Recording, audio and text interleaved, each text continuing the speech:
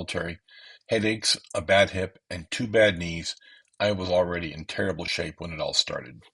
But by the end, I also had two bullet holes, a knife wound, and a knife wound courtesy of the Marauders. I had survived the 11-year nuclear winter, but I was a mess. In my early 60s, before the burn, I flew to Panama from Las Vegas with a few pro football friends to get stem cell treatments on all my achy joints. I loved the results so much I did it a few more times.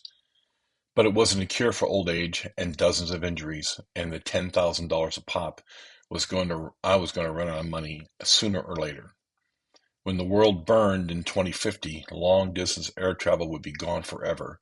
All my achy joints would have to wait.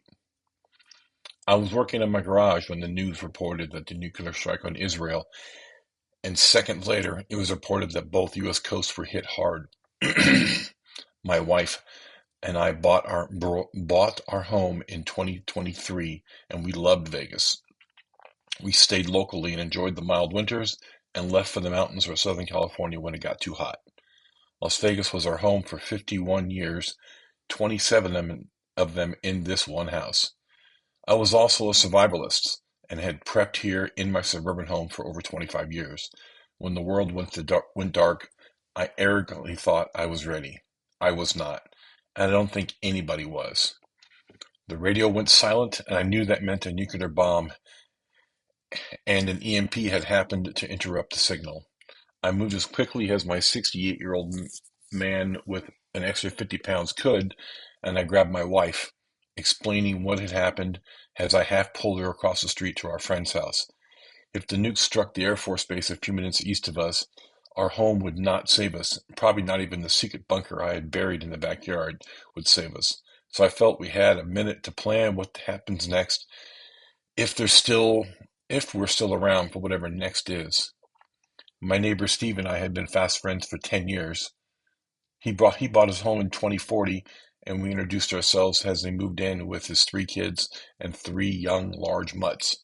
Steve and Edie were more than 20 years younger than us, but very open and welcoming to the old-timers in their front yard, interrupting moving day.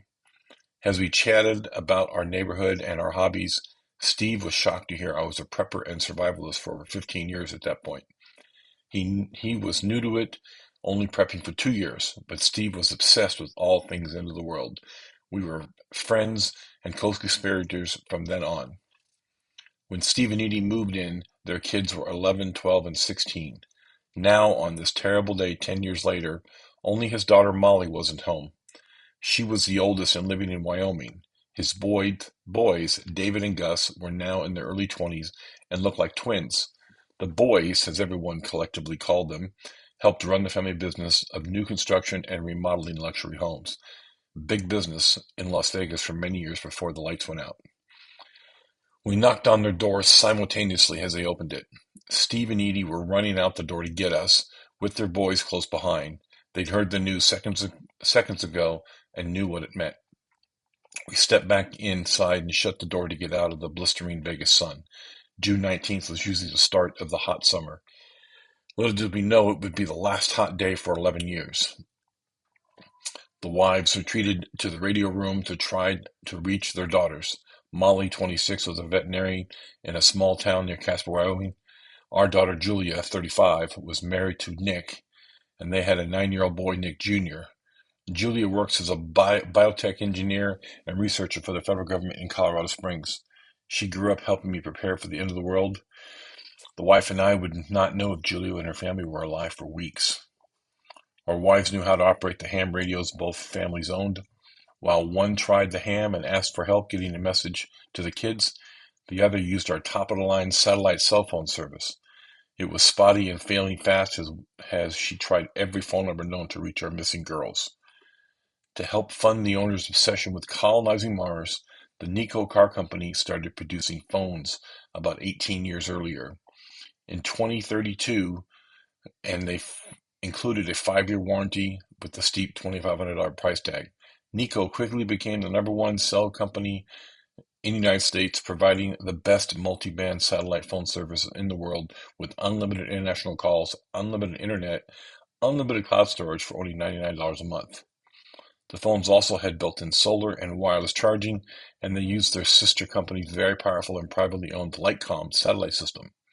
The phones were a fantastic hunk of metal, which as of 5 minutes ago were rendered useless by multiple EMT blasts, disabling cell towers and satellites everywhere.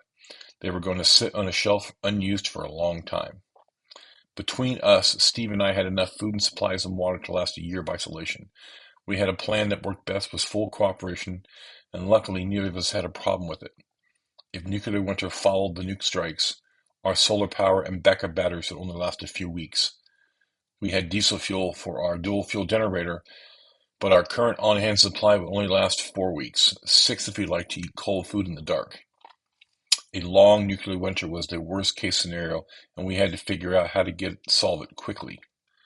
Steve knew my secret bunker in the backyard extended well underground beyond the property line. He'd helped me dig a huge pit for the pool 7 years ago without a permit, so I could have a hole big enough for the beginning of a bunker. The city and the HOA shut us down in a few days, but not before we got the first piece of bunker in the ground and covered up. When they came to inspect the damage we had caused, I pleaded ignorance while staring at the shallow indentation of dirt and mud covering the hidden bunker. I told them I started digging a pool and didn't know I needed a permit. I paid a fine, repaired the damaged yard, and went about building the bunker from inside out. We'd finished the build over the following 2 years safe from prying eyes. The massive amounts of dirt we removed was loaded in my pickup at night, and we took it to the desert to dump. I returned a few hours later with carbon fiber reinforced plastic panels I bought and had delivered to a storage unit nearby. Steve and I also assembled the panels on the ground, digging out enough for each panel and gluing and screwing them together. Everything was brought in and loaded and unloaded in the garage, but still hidden from anyone passing by while the big door was briefly open. Tarps and boxes of junk were perfect for this. Our wives thought we were crazy, but left us alone as long as no one was hurt and we didn't get arrested or caught by the authorities. My proudest achievement during the build was the ventilation system.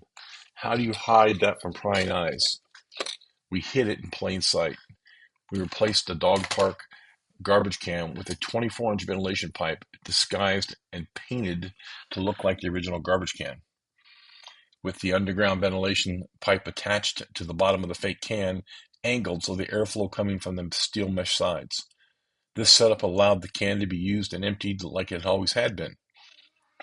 When turned on, the blower was reasonably quiet and powerful enough to move air we'd need to not suffocate. As long as no one tried to use the garbage can when the blower was on, I was sure it would remain hidden. The air intake was underneath a cheap garden shed in my backyard. It was surprisingly heavy for such a small plastic box once I attached the steel intake vents to it. The intake was now part of the back of the small plastic shed, and I kept it anchored for good. Attached below the intake was the large biohazard filtration system. Access to it was underneath the stairs leading down to the bunker itself, 16 feet down. The original door was 10 by 15 and came up out of the ground by the shed. We used hydraulic struts to help open and close it because it was too heavy to operate safely without the help of the extra long shocks. Initially, the door was huge to allow the floor and wall panels room to get in. The two 3,500-gallon water tanks had barely enough space to maneuver while installing them. Eventually, we settled on a 4x6 door in the center of the yard under the artificial turf. This allowed for better concealment from anyone looking for a door to a bunker. The original bunker was 35 feet wide and 80 feet long with 8-foot ceilings and sat at an average depth of 8 feet underground from the ceiling. It was as large as we could make it and would have to do. When the escape tunnel was added, it was 30 inches by 62 feet in length due east. The largest item we had to move down to the bunker was two 7 by 7 by 11 foot, 3,500-gallon plastic water tanks. It was a huge undertaking getting those containers down into the bunker, but once in place and still empty, we welded a steel cage around them to prevent them from bursting when full. We stuck them end to end along the back of the north wall. Also included were 150 cases of 1 liter bottles of drinking water, a total of 3,800 liters. Drinking water was always going to be the most valuable, scarcest resource during the apocalypse. When the burn happened, the bunker and 4 of my storage units within a mile were fully stocked for a few years of hard isolation. Enough food, fuel, water, and supplies for 8 to 10 people for 12 months or longer, with solar power and a lot less without. While we were standing behind the closed front door, Steve and I agreed nuclear winter was likely, and we had to fix power and fuel issue immediately. I knew Steve had stashed 500 gallons of diesel fuel in a storage unit a few blocks from here, easy to get to. We'd have to move it on site quickly.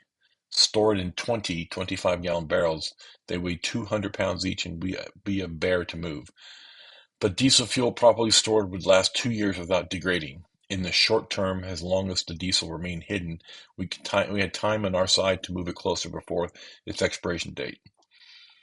In 2050, nearly every car was electric. Most homes had enough solar power and batteries to run a home and charge their cars themselves for at least a few days.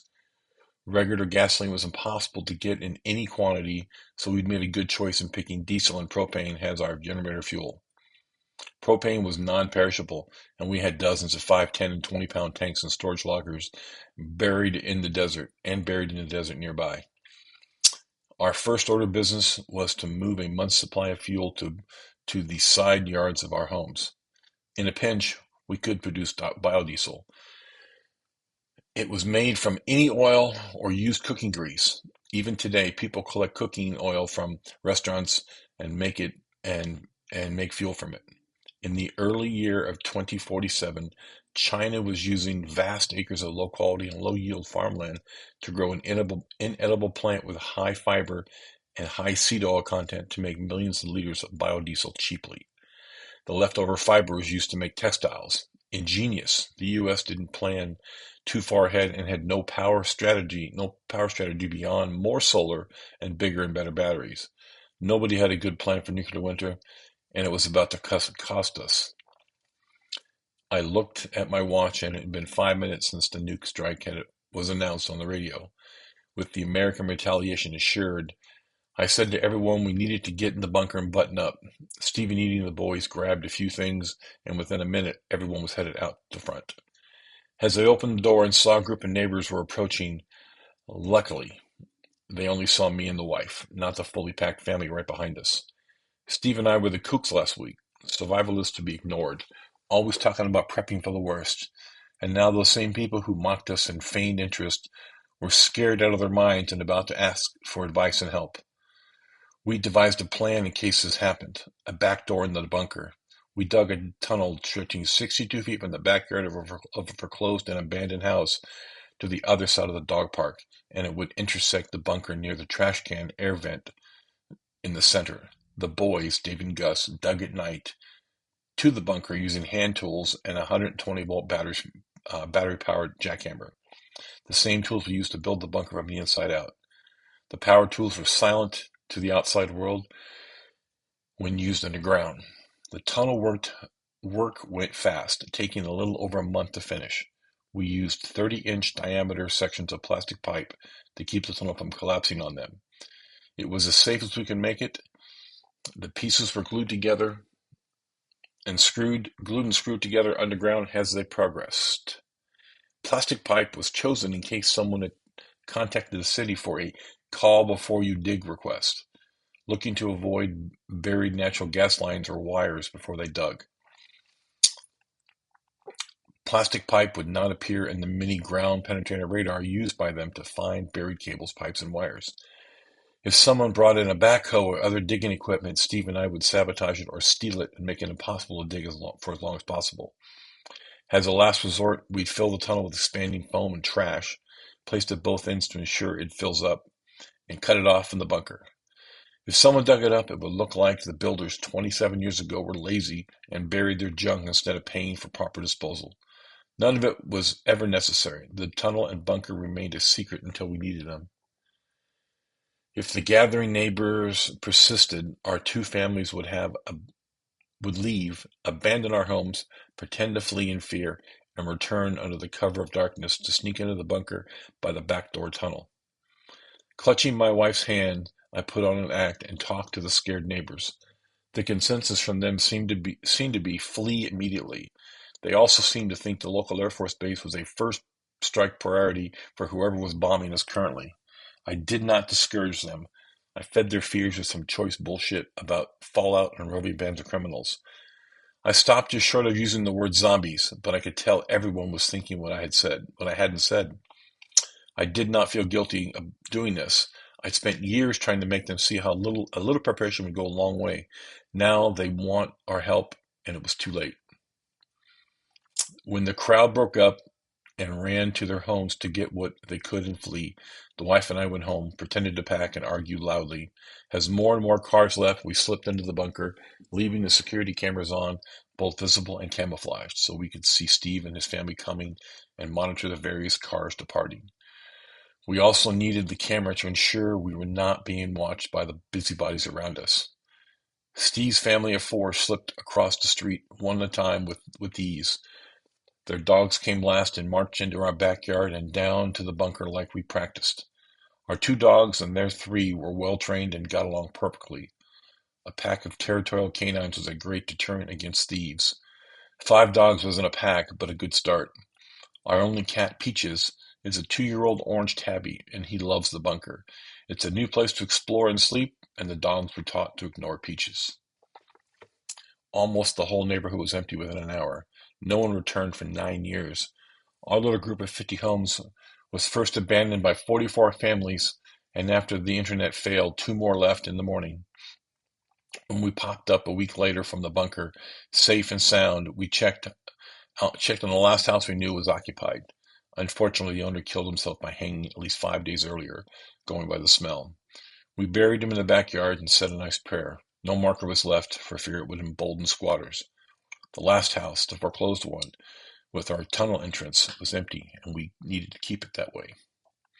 Once we were all buttoned up, we turned the large ham radio on, and the perimeter alarms and all the cameras were also activated. We fed the 5 dogs. Peaches ate at his leisure, not caring to be on a schedule. In the very back of the bunker, inside the generator room, was an 8 by 8 foot pad of artificial turf that the dogs and an automatic cat box for Peaches, so all of them could relieve themselves in peace. The turf was over a bed of special sand-absorbing moisture and helped eliminate any smells. We had extra bags of the special sand in the storage locker, and we could replace it as needed. In the corner was our trash compactor. It sealed all the bunker trash and pet waste into airtight bags, and they could be disposed of later. The room had a separate ventilation fan and duct to help keep the generator cool and vent any fumes from the massive exhaust attached to the Jenny. Our pet and power room also contained wastewater collection from the dishes, showers, and sweat, all along with fuel, pet food, and most importantly, the hatch to the emergency escape tunnel. Eventually, we played cards, dominoes, backgammon, chess, battleship, and listened to the ham radio station slowly come back on the air. On day 5 after the nukes first exploded, it was announced a coalition of 3 nations had retaliated against the countries responsible for the horrific worldwide nuclear attacks on June 19th. It seemed from our bunker we were witnessing mutual assured destruction, but in the back of all of our minds we were thinking of our missing kids. The longer we stayed down the bunker, the more we worried. I knew if we didn't get out of the bunker soon, panic might set in. Day 6 was bad. Reports were coming in from around the world of a massive coordinated attack by suicide bombers hitting the first responders, shelters, bridges, and dams everywhere. When the announcer said there were unconfirmed reports of at least 4,000 radical Muslim suicide bombers, we did not believe it. By the end of day 6, we'd heard the ham's first mention of the Day of Rage, and it chilled us to the bone. The ham raiders were still broadcasting updates by mobile owners and operators, and they repeated reports from around the world of a mass murder against the remaining Muslim populations. Speculation was people everywhere were revolted and appalled at the carnage of so-called religion of peace had bestowed on the civilization this week, and they turned violent and murdered nearly all of them. The rage seemed to spread quickly to attacking each other, and within 24 hours, The killing burned itself out, either from a lack of new victims or guilt. It was humanity's low point, in my opinion. A shameful time most survivors of the day of rage don't talk about. People were tired and scared, and they were glad the killings finally ended, and no one wanted to talk about it. After the stream of bad news piled on worse, we didn't open up the door to the bunker until the end of day 7, the evening of June 26th. Even when the cameras were knocked out, we stayed down there using Wi-Fi. We stayed down there. Using Wi-Fi cameras was a mistake that I would rectify as soon as I could.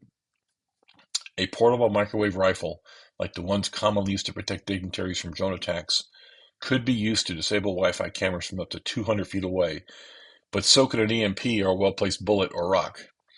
We didn't know what caused the outage, but the Wi-Fi cameras were affected, so I voted for, but only the Wi-Fi cameras were affected, so I voted for an EMP. The wife and I owned 2 of the microwave rifles. They were upstairs in the house in a hidden gun safe full of ammo and behind a false wall in our closet. Steve had 2 also, very well hidden alongside as many guns as we had. His microwave rifles were newer and more powerful than mine, which was fine by me. Microwave guns could not damage our hardwired cameras and sensors unless they were fired directly at them from extreme close range. Not likely when most of the cameras and sensors were 15 to 20 feet up a pole or a tree. With the majority of our cameras temporarily down, we were partially blind, and it drove me nearly crazy not having more information. But we could still track what was going on outside by a few hardwired cameras, plus all the wired alarms and ground sensors we installed over the last 10 years. People and vehicles would trigger the alarm, letting us know where they were at the moment. On day 2 in the bunker, we were alerted when a band of opportunists began to raid the empty homes above us. The sensors worked, and we knew where they entered and where they went and when they left.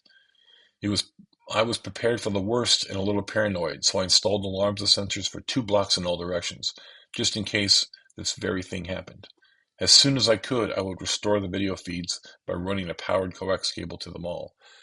I should have done it 2 years ago when I installed the rest of the wired sensors. When we stepped out of the bunker, the sky was murky, muddy in color, and it would persist for 11 years. It smelled like mold, burnt wood, and rubber. Someone had burned the tire store down near us, and the black smoke could clearly be seen. Power looked to be out, and the city directly around us appeared empty and dead. It was 6 p.m. on June 26, and it should have been over 100 degrees in Vegas, but it was closer to 75, and temperatures would continue to drop for weeks. I was sure global warming nuts would be thrilled. To our relief, the radiation sensors never triggered, and no nuclear fallout was detected. Ground sensing units I installed to measure the size of something and how close it was recorded trucks and people who came and went during our week underground. Half the houses were hastily looted, but a lot of useful things remained for us to poke through, and before more hostiles would return to loot again. While in the bunker, our homes were also looted, but not very well. Whoever did it missed everything important we had hidden. Only the big gun safe in my garage was smashed open. It had been empty for years. Someone spent an hour breaking into it only to find a signed autographed boxing glove and 2 bags of fake silver coins I'd bought years ago by accident. They left the glove but took the silver.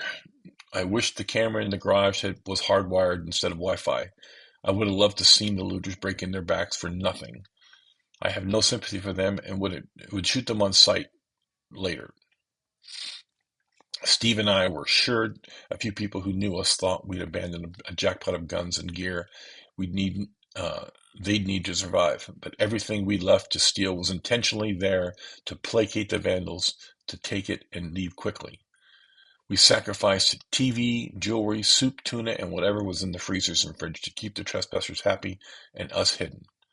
Our first night out of the bunker, we surveyed the surrounding houses and areas with infrared goggles and night vision scopes from vantage points in the front and backyard. All the while, we were prepared to dive back into the blacked out but open door of the bunker. Our careful vigilance found 2 other groups who were set up for a long haul also. They were both within a few blocks of us with very similar compounds. Neither was well hidden from infrared, but it seemed both were well armed and ready to defend what they had from all comers. We put well hidden full-time cameras on both and watched them like our life depended on it. There were 13 homes surrounding the dog park in our neighborhood, All were empty now except for ours. We made sure to make it appear our home also looked abandoned and looted. The other 37 homes were on the outside wall, with backyards facing the main city streets. All of them had mature trees and large bushes along their walls to add to the camouflage. We could quietly enter and use these empty homes as observation posts or as a firing line, but they also presented 37 ways into the compound, as we now called our neighborhood. We had to solve that problem one house at a time. We decided to break through the brick walls separating backyards of the houses, leaving a ground level 3 foot wide hole for the dogs to get through and patrol or investigate noises quickly. The opening between each backyard were hidden behind bushes, patio furniture, or junk, and were invisible when we used our drones to check on the compound and surrounding areas at night. We started making these on the first day and as quickly and as quietly as possible to ensure our safety. We couldn't secure the surrounding streets correctly and remain completely hidden from our two closest neighbors. It was too big of a job, and it would create a lot of noise. So we decided on a fast and ugly way to get it done. We used armed guards while working and had drones up to give us a little warning if anyone came snooping. The neighbors probably knew we were there, so all we could do was move fast under the cover of darkness. We stole a small backhoe, a 5K forklift, and a 16-foot flatbed truck from a construction site Steve's company had worked at last month, which was now deserted. This would be the cornerstone of our heavy equipment needed to secure the compound. The trucks were stashed in the mostly empty garages around us. The flatbed truck was the longest and didn't fit, so we hit the front wall of the garage with the truck and smashed a deep hole, enough to close the garage door. A fast and ugly fix. We also got hold of a lot more propane, enough to run the multi-fuel generator and charge the batteries in vehicles for at least a couple of years. An abandoned U-Haul store had trucks and propane to spare. We could use them until someone looted it or burned it down. The now abandoned and empty strip mall to our west shared a long property line with the compound. We used every car we could find in our former neighbors' garages and on the nearby streets to block it completely, lifting or dragging them with the forklift. Piled like Legos, no vehicle could enter without heavy equipment to first move the mess we made. Steve was an excellent welder and had a few types of welding carts set up for different metals. He welded most of the vehicles to each other, while the rest of us made long, sharp steel poles and sharpened rebar to snag or impale anyone to moving about recklessly. Steve and his boys were invaluable and we could not replace. We're an invaluable team we could not replace. Their hard work and ingenuity saved us many times over the following decades.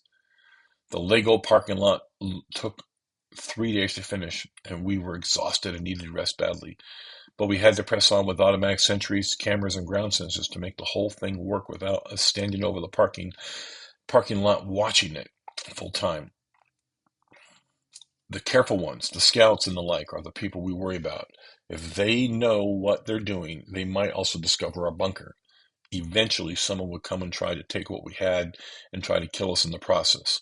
10 days in, and the radio was full of first-hand accounts of marauders attacking and stealing whatever was easiest.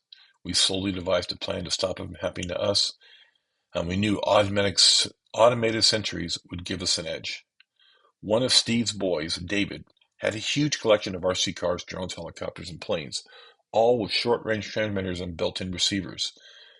We rigged one of these flight control servos to a trigger mechanism and secured it inside a plywood box so it could fire an automatic weapon by remote or when a motion sensor was triggered. A simple swivel on another servo meant we had a robot with a broad field of fire. The RC collection also provided LiPo battery packs with enough juice for a week on full charge. We could fire it remotely or add sensors and tracking to make it an automatic standalone device. We initially made 4 sentries to cover the parking lot to our west. These homemade plywood boxes would take many forms over the years and protect our west boundary more than a few times. I had a slight improvement to the sentries. Instead of a noisy automatic rifle, I rigged each of them with one of my 5 9mm fully automatic air guns. Using high-pressure air, these modern air guns were very powerful and nearly completely silent. Each lead projectile fired was as powerful as a 22-long rifle bullet commonly used for hunting and target practice. But these air guns fired a much larger 9mm 100-grain bullet at subsonic speeds to reduce noise, and at 10 rounds a second were lethal on all soft targets like humans. Each factory magazine held 30 rounds, and I modified them to hold 50. They were deadly and quiet, and we set up 4 pillboxes in the parking lot to the west with overlapping fields of fire to cover potential entrances and approaches. We could replace the removable high-pressure air tanks, batteries, and magazines after each use. Now we only needed one camera on a remote swivel to watch the whole parking lot.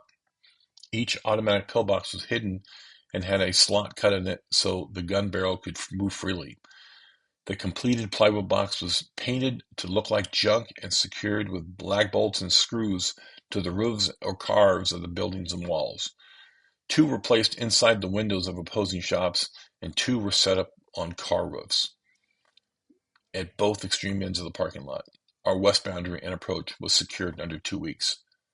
The work kept us busy and helped keep us from worrying about our missing kids. The ham operators still broadcasting were great about getting messages passed along. And the 3rd week after the burn, our daughter Julia got a message to us from eastern Utah, where she was coming home with her husband Nick and my 9-year-old grandson Nick Jr. in tow.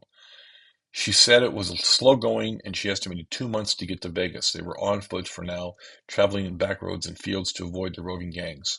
The ham operators were keeping tabs on criminal bands, and many had taken over the highways between cities to rob and kill travelers. Julie was doing the safe thing, like I taught her, and coming home slowly. Edie was a wreck. She'd gotten a message to her daughter via the ham, and she didn't understand the answer. It was Molly sending the message, but she kept referring to the old house in Tucson. Every other detail was correct, but the location of the house in Vegas. Molly kept insisting she needed them to come and get her and bring a truck full of food and water for her friends. She'd tell us where soon. She said she was afraid the radio wasn't secure, and she didn't want anyone to know where she was hiding. She'd lead us to her as we got closer. For now, she basically said, just travel north out of Arizona and I'll update you a little at a time. Steve knew, my wife knew, and I knew Molly was captured and was being forced to say those things, to learn her location and trying to lure her folks in to rob and kill them. Molly was feeding her captives junk information, and she wouldn't help them in any meaningful way. She was 26 and a daddy's girl, capable of skinning a deer or a man if necessary. Whoever has her doesn't know what she can do, and if they turn their back on her, she'll gut them and disappear. Molly could also shoot as well as anyone still alive. Her mother, Edie, was a former Army Scout sniper and had taught Molly very early how to shoot. If she got a chance, she would kill it. She would take it, kill as many as her captors, and be gone as possible. Edie would not initially accept Molly's captivity, and she became comatose and nonverbal for a day or so. Steve did his best to be there and watch over her. The bunker had a large common area and 2 storage rooms with doors on them. We converted one of them to a private bedroom so Edie could rest without all the dogs and people running around making noise. The rest of us took over their duties, and in the short term, while Edie recuperated, the boys, David and Gus, checked in on their mom frequently, but didn't stay for long, fearing the worst. Keeping busy kept them sane. 2 days later, out of nowhere, Edie whispered to Steve she was hungry. He propped her up on a cot and gave her some broth, and it seemed like she was past the worst of it. I had a plan to rescue Julie and Nick Jr., but no clue as to where Molly was being held. Casper was 1,000 miles of open land from Vegas. She could be anywhere. I would ask the hammer operators to help again, using one of the secure frequencies so I could talk longer and plead my case. Hopefully, the operators would triangulate Molly's location during her transmission asking for help. The ham radio reported a lot of gangs in the greater Las Vegas area. Looting and fires across the valley were increasing, and much of the Day of Rage had burned, was still on fire, spreading southwest of the Strip. It was a dangerous time to try something heroic, but we were going to go regardless. The glow of the large fires to the south looked like a fake sunset against nuclear winter cloud cover, beautiful but sad. We had to prepare for the inevitable attack. 6 trained people would be slaughtered in the long run. Even the most unorganized group could overrun us with a dozen untrained but armed idiots if they were persistent. We had to stay underground and prepare for a fight. The longer we had to prepare, the more likely it was we'd hold off an attack. We needed more people to help defend this and the exit strategy if we failed to hold the compound. We did have a fallback position just in case. Many years ago, the wife and I bought 175 acres of empty scrub, brush, and dust in northern Arizona, about 100 miles southeast of Williams, Arizona. I put an old 35-foot trailer on it and a cheap shed, nothing else to see or steal. I cut the hitch off the trailer to prevent anyone from running off with it while I was going to town 3 hours away to buy concrete to hold the trailer in place permanently and prevent its theft. I was never going to move it, ever. Without a jackhammer, no one was going to take my backup plan. Underneath the old trailer, buried in the dirt and sand, was a smaller version of my backyard bunker. A generator, fuel, water, food, guns, and multi-band radios are all inside. The mini bunker is filled to the top with survival gear, and it's well hidden. Solar panels were also buried under a nearby rockfall, along with a 6-month supply of propane to fuel the Jenny and 200 gallons of diesel fuel chemically stabilized to last much longer than normal diesel. It was our fallback location, and Steve and I scouted the area checking on everything we'd stored in the fall of 2049 before the burn. Our kids know where it is and how to use it, the equipment hidden there just in case. But until we're desperate, the backup bunker stays buried. The main entrance to the compound is a standard 50-foot wide street entrance, big enough for 2 cars and a turn lane. It's a giant hole in our defense and has to be filled before a convoy of bad guys comes knocking. We'd scouted a large metal gate big enough to do the job 2 blocks away. The gate was protecting an empty condo development, and it would be worked nicely as our new front door. Years ago, when our compound was only a neighborhood under construction, the HOA in the building decided an automatic gate was uninviting and expensive. These were middle-class homes. To keep the price down, no gate was built. Many homeowners over the years tried to get an automatic gate built, but the $1 million price tag stopped each of them. $1 million USD divided by 50 homes was too much for most to stomach. We had no gate, and it was time to fix that problem. Steve and the boys and I could put the gate in for free in one night, and no one will stop us. We welded up a bulletproof box for the cab of the forklift with old AR-450 plates I was going to use to make exterior doors in my home bulletproof. I never got around to it, so we used the plates for this. The forklift driver, me, would be exposed to the group I was calling the Fortress, adjacent to the gate. The apartments that group occupied were set up on the 3rd floor with a good view of the area I'd be working in. Those apartments were an excellent place to keep warm and hide from the marauders, but I didn't know the occupants, and they didn't know us, so we had to be careful. I would be a tempting target with my back to them for so long. I needed the armor plates of protection in case someone decided to take a pot shot at me. Once we cut the gates off the wall, the flatbed could pull the gate 2 blocks home, and the boys could ride in the back armed and ready to provide cover fire if needed. During the cutting, the forklift and flatbed would provide cover for the 4 of us. The boys were the muscle, and we were going to use them to cut a 2,000-pound gate down in the middle of the night and drag it away. The interfish snow would keep the ground would help keeping the ground slick during the drag home.